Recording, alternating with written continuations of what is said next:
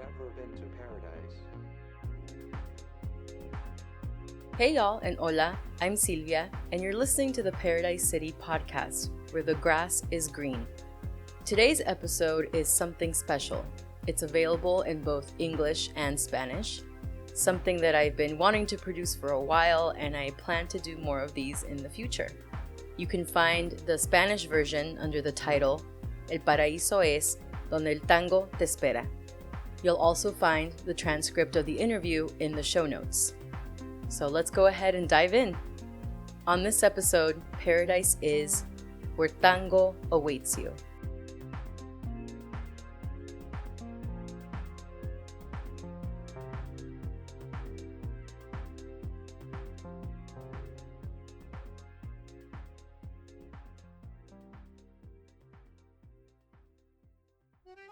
Part 1. The corner where it begins. It's a cool evening at El Boliche de Roberto, a tango bar with 133 years of history, located in the Almagro neighborhood of Buenos Aires, Argentina. A neighborhood that still celebrates theater, traditional cafes, live music, and of course, tango remains its soul. You walk in and feel the intimacy of the space. A narrow wooden bar holding the cash register and drinkware, towering wooden shelves in the walls with dusty bottles scattered throughout them, big open windows letting the cool air and cigarette smoke in, and a single doorway that leads to a buzzing back patio. It's completely full. My co-producer Alejandro and I are shoulder to shoulder with others sitting at the bar, while others are standing at the entrance and spilling out into the back patio. Everything revolves around one corner of El Boliche, where a guitar plays and a voice rises.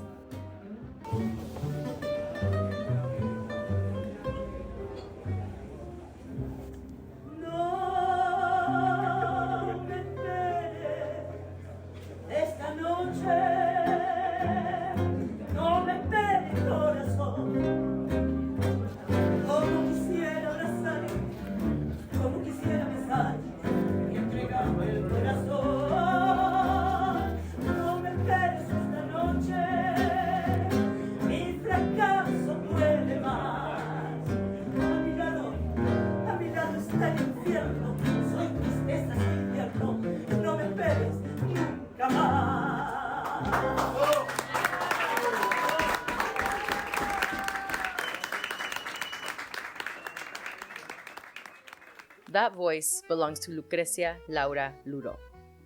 Lucrecia is a tango singer whose love for this music began with her grandmother, a tango singer and radio actor. I believe I started the moment my grandmother began to sing tango. My grandmother was a tango singer, a radio theater actress. When I was little, I would visit her, and the game was her cooking and a book full of tango. Let's see, do you know these lyrics? And she would sing to me and sing to me.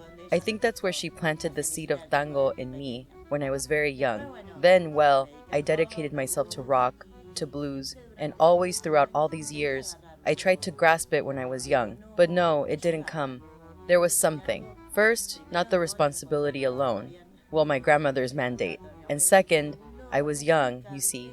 And you had to go through things, I suppose. I don't know. They say tango awaits you.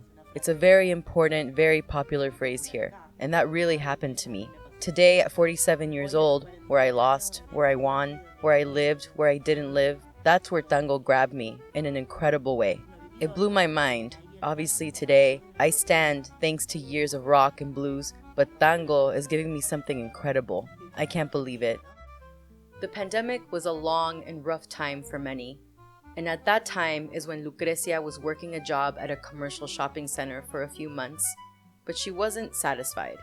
While she was historically a blues and rock singer, when she was stacking produce at her job, she was actively thinking of getting back to singing tango. So when the opportunity to work at El Boliche de Roberto, a historic place to work and perform, came to her, she followed the signs and never looked back. I found myself working at a commercial center. I was like, what am I doing here? I was distressed. But I thought, maybe there's a reason for this. Imagine I was in a job that I didn't use my head, where I was stacking potatoes and oranges, and I kept thinking and thinking. That job became like a spiritual retreat for me. I started asking myself, what do I want for myself? When I decided, God, I'm going back to tango, something very beautiful happened. That Laura, who is the person who manages things here at El Boliche de Roberto, it's a notable bar, it's a bar with a lot of history. She calls me to work here. It was very strange. She called you.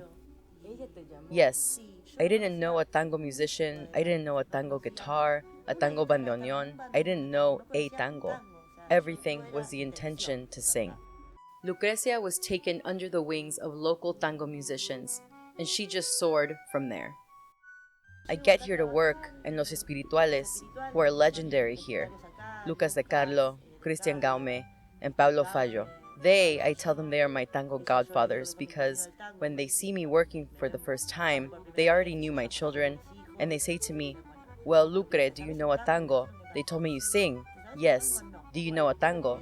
No. Well, next Thursday, I want a tango, and that's how it went. They started to pressure me. I was at the moment I needed this, that I didn't know anyone, and well, for me, this was a school. Because for 2 years, I haven't stopped meeting musicians, I haven't stopped learning, I haven't stopped getting to know myself. I had to change everything, right? I changed genre, and that wasn't easy.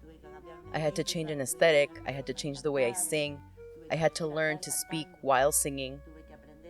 I had to learn to get my hands dirty in the feelings, learn to tell a story, which is going through people's feelings and ours, which is not easy at all. Because tango touches that depth that very few genres can touch, right? It's a depth, the bitterness, the nostalgia, the joy too, of friends, of the neighborhood, of what we truly take with us.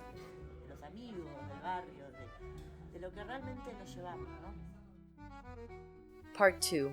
Living the music. Tango is beautiful and intense, a genre laden with nostalgia, loss, and emotional stories told note by note. It has survived generations and continues to be deeply loved in Argentina, in addition to being a globally recognized art form. Tango dancing is exquisite, it's sexy, it's passionate. My children work in tango bars and have been in World Tango Championships, and you can't believe it. People from Holland, people that are not Argentinian, but they dance tango and you can't believe it. And it's like tango, I don't know if it's Argentinian, for me, tango is human. I believe that unless you write music for protest or to talk about politics or whatever, putting that aside, music is universal. Music is not from Argentina or Brazil. Music is from human beings. Music is free. We are all equal, you see. Tango is complete from the dance, from the singing, and from the musical aspect, right? I think that's what happens with tango. It's global because tango is complete. Lucrecia comes from a family of artists in Brazil and is married to an actor, so she has a deep appreciation for the arts, and as a result, respects the process and the preparation it takes to deliver a profound performance. I have an actor husband of many years. I also come from a family of artists. I have an uncle who's an actor, and I was practically raised in the theater. That's why I respect the stage. That's why I would try to pick up tango and drop it. There's a respect for my life, my family, and a lot more. My husband has been an actor for many years. He's very good, and he helped me a lot with the interpretation aspect. For me, it's not easy. At first, there were many shows where halfway through I would start crying, and I couldn't get out of situations because, well, I lived them as my own. Just as you get into it, you have to know how to get out. It's an exercise. She's worked with well-known rock musicians, and through all those years of high standards and self-criticism, she's now embracing something softer. At first, and I think now too, a tango, I can't choose just like that, sing this song. It has to reach me. There has to be a connection between the tango I choose, at least what happens to me. I like, you see, the tangos that pierces like a knife to your heart, that make you suffer. Now, as an older person, I forgive myself. I forgive my errors. I was always very demanding. I've worked in rock with well-known people, and I've been very demanding in my life. And I realized that when you're older, you realize everything when you're older, right? That it hurt me. Because today I forgive myself. I forgive myself for my mistakes because I know they are part of reaching what I want to reach. The triumph of being surrounded by a lot of mistakes and frustrations, and if one understands them as a part and forgives oneself and understands that those things have to happen, that's where you advance and learn. Thank God I've advanced a lot, what I was at the beginning singing tango and today. For Lucrecia, tango isn't just music. She wants to build a theatrical experience. There are many tango singers. They are not all the same. There are some who aim for the sound, some who aim for the guitar or their colleagues. I aim for the visual. For me, I always tell my musicians they are not my accompaniment, they are my group. Because connecting with the musicians is super important. And for the audience to see aesthetically the respect, being well presented, doing something theatrical. I like it to enter through the eyes and ears. The visual for me is super important. It transports you. Sometimes I come and fill it with candles and create an atmosphere, and people love it, and they make a beautiful silence. Every performance is an emotional excavation. If people see you putting your hand in, the shit, like that, raw, people like it. People feel identified. I understood that singing tango is telling a story, it's living it while you tell it, having movies in your head. But I tell you, at first, it was hard for me to close. I was distressed by things that weren't happening to me. Look, rock and roll and blues took me from another place. In fact, today I stand thanks to that. I'm not going to minimize it at all because it was very important in my life. But it brought out that actress part of me that I can't believe it. I can't believe it. It has no end. I don't see a limit. I see pure creativity. It brought out that part that drives me crazy. One night, a Japanese couple came to see her sing. The wife didn't speak a word of Spanish, but when Lucrecia finished performing Nostalgias, the woman came up to her in tears. Tango waited for me, and you don't know how much I enjoy it. I enjoy it. Crazy things happen to me. One day, a Japanese couple came, and the husband spoke everything, but the woman didn't speak any of the language, nothing. She was sitting there, cold, and they invite me to sing. I finish singing Nostalgias, and at one point I go to the bar, and the lady comes crying, and looking at me, wanting to talk but unable to. And I looked at her, I couldn't talk to her either. And I was speaking to her with my eyes, and she looked at me. It was like living it without words because she must not have understood the lyrics. What a crazy thing tango is, right? That it touches you so deeply, even if you don't understand the lyrics, you can't believe it.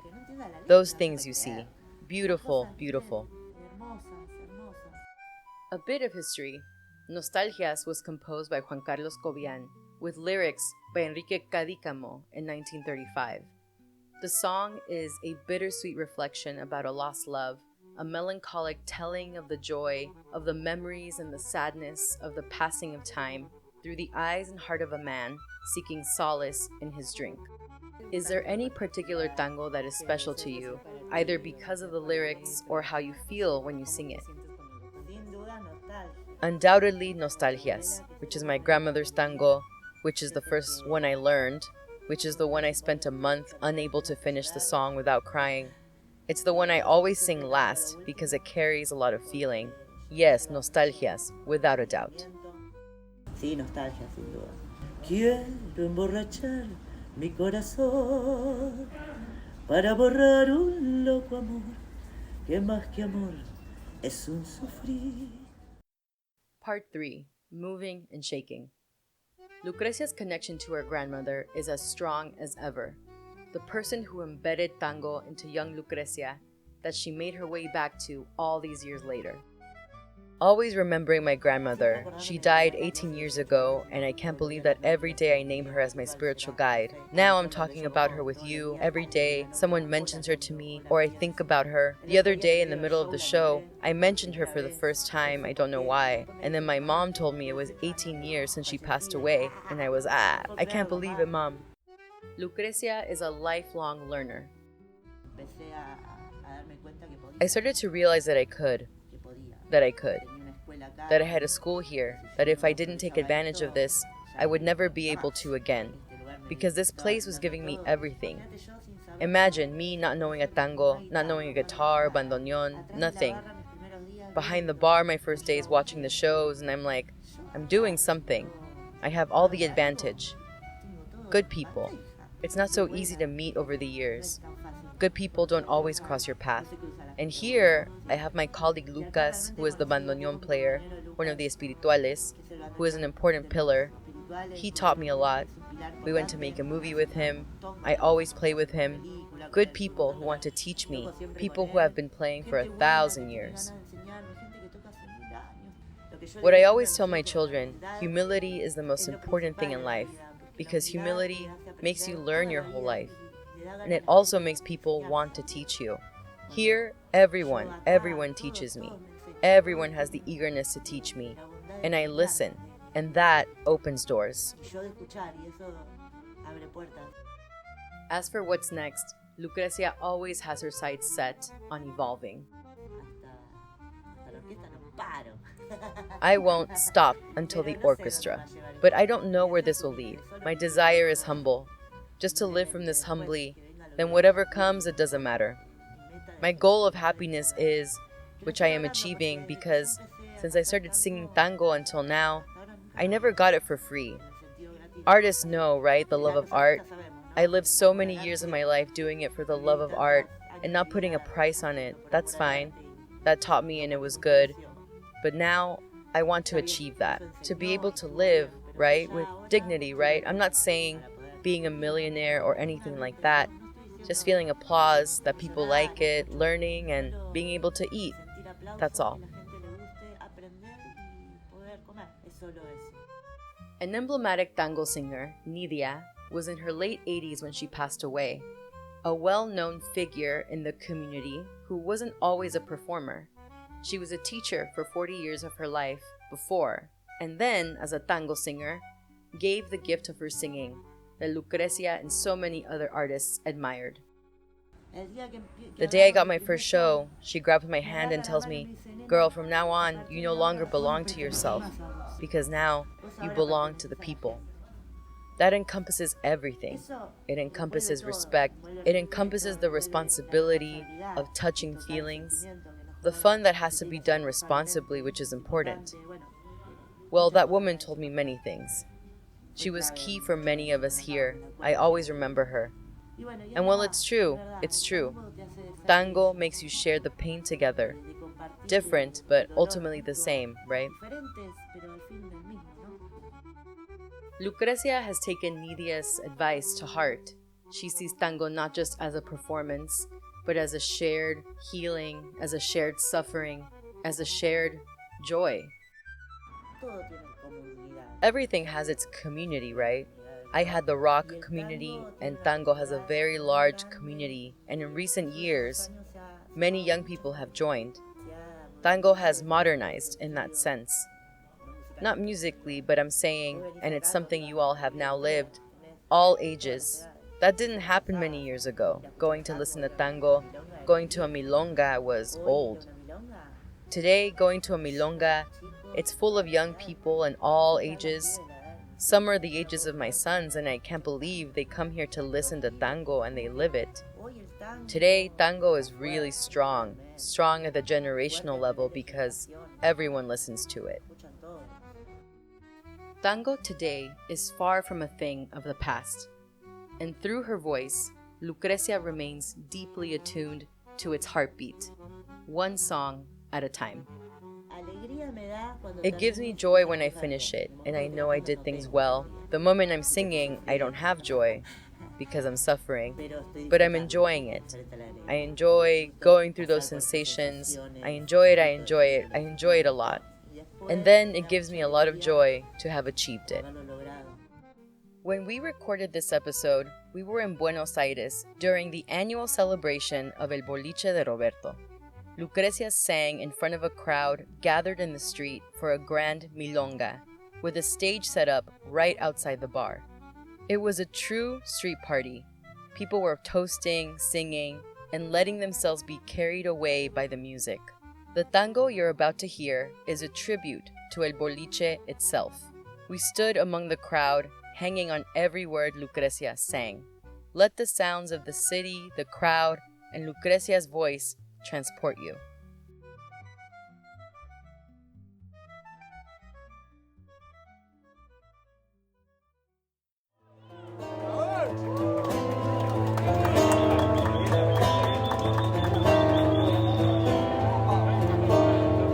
En una esquina de Almagro, con puertas a cielo abierto, preñado de Buenos Aires, el boliche de Roberto, de tartas y de mercantas, hay infinitas historias, grandes mujeres quedaron encendidas memorias, desenvuelves y parón, una esquina con historia, donde vive la memoria del músico y el cantor. De todos lados caían cuando pintaba la noche, con la viola bajo el brazo y un fuelle como derroche. La luna ansiosa se asoma, engalanando la esquina. La plaza se tiñe de sombras y el boliche se ilumina. De a poco me voy quedando, la magia no se termina, mientras sueña una guitarra y arda una voz argentina. Desenmudece una esquina con historia, donde vive la memoria del músico y el cantor. De todos lados caían todos ustedes cuando pintaba la noche, con la viola bajo el brazo, en una esquina de Almagro, con puertas a cielo abierto, preñado de Buenos Aires, el boliche de Roberto.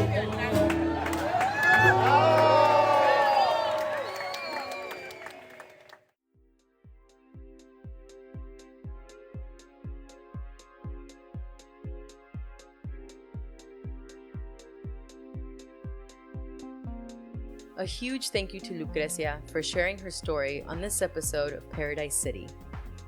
If you enjoyed this episode, please leave a review, subscribe, and follow us on your favorite podcast app. You can find links to El Boliche de Roberto's and Lucrecia's social media in the episode notes. For more information about the show, visit paradisecitypodcast.com and follow us on Instagram. I'm Silvia. Thanks for listening. Until next time.